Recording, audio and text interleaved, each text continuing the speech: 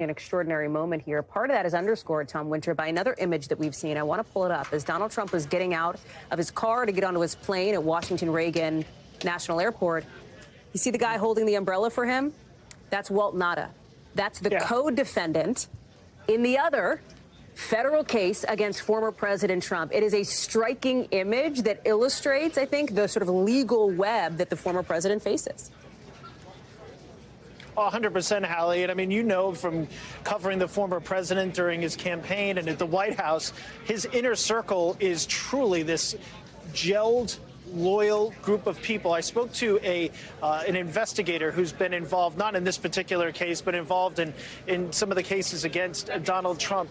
And they said to me, of all the cases and all the investigations and everything they've ever been involved in, federal, state, they have never seen an inner circle so loyal to a person as Trump's inner circle is so loyal to him. Alan Weisselberg, his CFO, facing significant jail time in New York in a state prosecution, kept on board with the Trump team. Even after he was indicted, they held a birthday party for him, and he attended. I think that's just a great example of the closeness of this team and potentially the challenge. And I think this is going to be the next step, and particularly in the Florida case where the federal prosecutors have already filed the Garcia motion to ask some questions of some of the people that have been charged in that case of saying, hey, are you aware that your defense attorneys are also defense attorneys for some of the other people who are either potential witnesses or potential defendants or defendants in this case?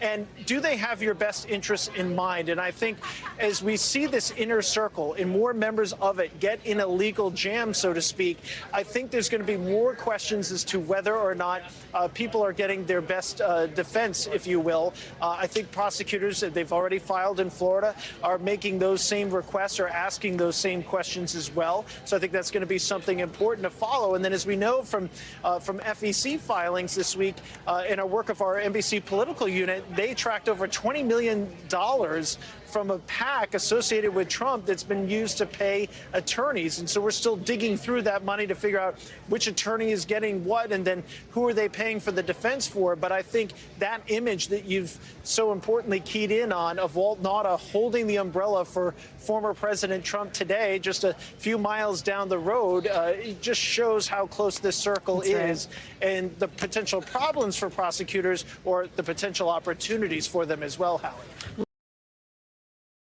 Thanks for watching our YouTube channel. Follow today's top stories and breaking news by downloading the NBC News app.